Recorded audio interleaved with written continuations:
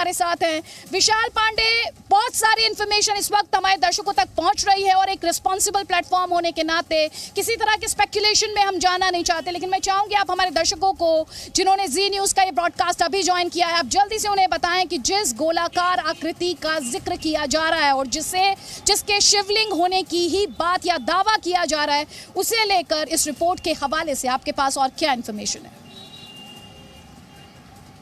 देखिए बिल्कुल अदिति, क्योंकि जो हमें जानकारी मिल रही है, नंदी से 83 फुट 3 इंच की दूरी पर ये शिवलिंग जो हिंदू पक्ष ने दावा किया, उसके बारे में भी इस रिपोर्ट में पूरा लिखा हुआ है। और इस रिपोर्ट के अंत में जो विशाल सिंह हैं, उन्होंने ये बात भी लिखी है कि क्योंकि जहाँ पर ये शिवलिंग देखा गया है, जो ये पत्थर की बात इस रिपोर्ट में लिखी गई और शिवलिंग की बात लिखी गई है, उसके नीचे जाकर ये निरीक्षण नहीं कर सकते थे, क्योंकि वहाँ पर दीवार है, काफ़ी गीली तरह की ज़मीन है नीचे और दीवार से घिरी हुई है। और इसमें इस कोर्ट ने, कमिश्नर ने असमर्थता जताई है कि उसके आगे हम इसमें कोई जांच नहीं कर पाए और कोई कार्रवाई नहीं कर पाए। लेकिन जो इस पूरे अगर शिवलिंग के बारे में हम बात करें, जिस स्थान के बारे में बताया गया है, इसमें यहाँ पर एक पेज में विस्तार से लिखा गया, जो हमें जानकारी मिल रही है कि 16 मई को यहाँ पर हिंदू पक्ष के वकीलों ने देखा कि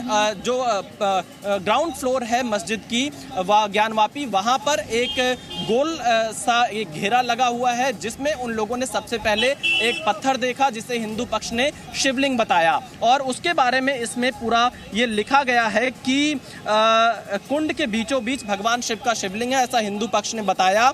और फिर जब उसकी नाप की गई नंदी जी से, तो वो लगभग 83 फुट 3 इंच पर पाया गया।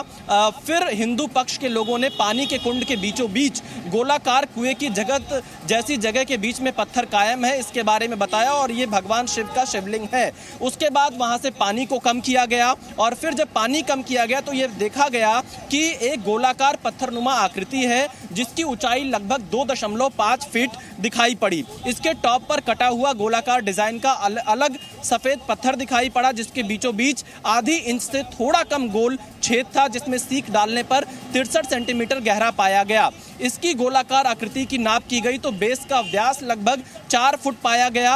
और जब वहां पर इसकी फोटोग्राफी वीडियोग्राफी हुई तो विपक्षी पार्टी जो अंजुमन इंतजामिया थी, उनसे पूछा गया इसके बारे में, तो उन्होंने कहा ये फवारा है। और इस पर जब हिंदू पक्ष ने कहा कि अगर ये फवारा है तो आप इसे चलाकर दिखाइए, तब इस पर मुस्लिम पक्ष ने असमर्थता जताई कि ये नहीं चल पाएगा। ये बातें इस रिपोर्ट में लिखी गई है, जो हमें जानकारी मिल रही है। उसके बाद जब ये बात आगे बढ़ती है तो वजू के तालाब को जब नपवाया गया तो लगभग 33 बाई 33 की ये पूरी इसके सारी चीजें निकली और इसमें सभी किनारों से 7.5 फुट अंदर एक गोलाकार घेरा आकृति कुएं की जगतनुमा पाई गई। और जल्दी से एक सवाल का जवाब अमित प्रकाश आपसे चाहूंगी। कमल, त्रिशूल, डमरू के भी निशान है, ये कहां पर पाए गए?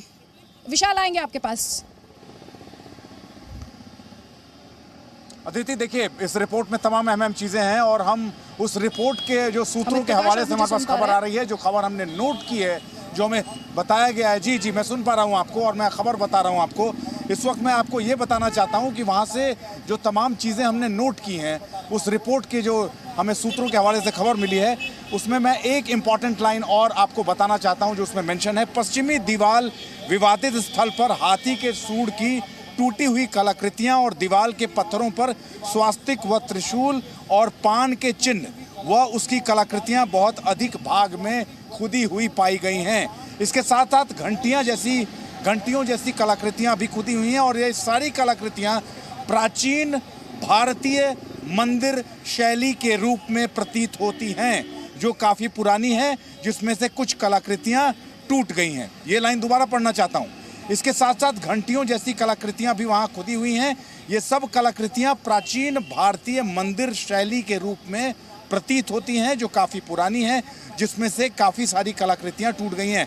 और साथ साथ इसमें आर्क विश्वेश्वर मंडप के पीछे ऐश्वर्य मंडप का भी जिक्र इसमें किया गया है कि वीडियोग्राफी कराते हुए ये स्पष्ट होता है कि 2 बड़े खंभे वो आर्क मस्जिद की पश्चिमी दीवार के पीछे बाहर की तरफ निकले हुए स्पष्ट दिख रहे हैं। ये खंभे वो आर्क बीच में खंडित हैं। इन्हीं दोनों खंभों और आर्क के दाहिने व बाएं जिग-जैग दीवारें भी स्पष्ट दिख रही हैं, जिसके बीच में खंडित कर दी गई। और साथ साथ ये भी है कि उत्तर में भैरव मैं और आपके दक्षिण पास में, क्योंकि जिस गोलाकार आकृति से जुड़ी ये बड़ी खबर हम अपने दर्शकों तक पहुंचा रहे हैं, दरअसल ये दावा किया जा रहा है कि वही शिवलिंग है। मेरे सहयोगी विशाल पांडे भी लगातार हमारे साथ हैं। विशाल, इस आकृति को लेकर और क्या इंफॉर्मेशन इस रिपोर्ट में मेंशन की गई है, जिसे सर्वे की रिपोर्ट बताया जा रहा है? और यहाँ पर एक और बात बहुत अहम हो जाती है, गोपनीयता की बात कोर्ट बार बार कर रहा था। ऐसे में इस रिपोर्ट का इस तरह से पब्लिक डोमेन में आ जाना, उसके क्या मायने होंगे? देखिए आदित्य, ये रिपोर्ट अपने आप में बहुत कुछ इशारा कर रही है कि ज्ञानवापी परिसर में आखिरकार यथास्थिति फिलहाल क्या है। क्योंकि जिस तरह से हिंदू पक्ष की तरफ से दावा किया गया, पूरा मामला कोर्ट में गया कि औरंगजेब ने 1669 में यहाँ पर मंदिर को तोड़कर मस्जिद बनवा दिया। अब उसके बाद ये पहला ऐसा मौका आया है जब कोई सर्वे टीम इस परिसर में गई और तमाम चीज़ें देखी है। पश्चिमी दीवार की बात करें तो पश्चिमी दीवार पर तमाम तरह की कलाकृतियाँ मिली हैं, जिसकी तस्वीरें जी न्यूज़ लगातार 2-3 दिनों से दिखा रहा है। वो एक्सक्लूसिव तस्वीरें, और उसका जिक्र इस रिपोर्ट में भी है कि कमल के निशान देखने को मिले हैं, स्वास्तिक के निशान देखने को मिले हैं। और शिवलिंग की अगर हम बात करें तो साफ तौर पर शिवलिंग के बारे में कमीशन ने अपनी पूरी रिपोर्ट जो दी है उसमें यह बताया है कि उन्हें एक गोलनुमा आकृति का पत्थर दिखाई दिया, जिसे हिंदू पक्ष ने शिवलिंग बताया और मुस्लिम पक्ष ने इसे फवारा बताया। और जब हिंदू पक्ष ने ये कहा कि अगर ये फवारा है तो आप इसे चलाकर दिखाइए, तो मुस्लिम पक्ष ने उसे चलाने पर असमर्थता जताई। मुस्लिम पक्ष ने बताया कि ये लगभग 20 साल पुराना फवारा है। फिर जब उनसे और चीज़ें पूछी गई तब उनसे मुस्लिम पक्ष ने बताया कि ये 12 वर्ष पुराना फवारा है। कई तरह के विरोधाभास भी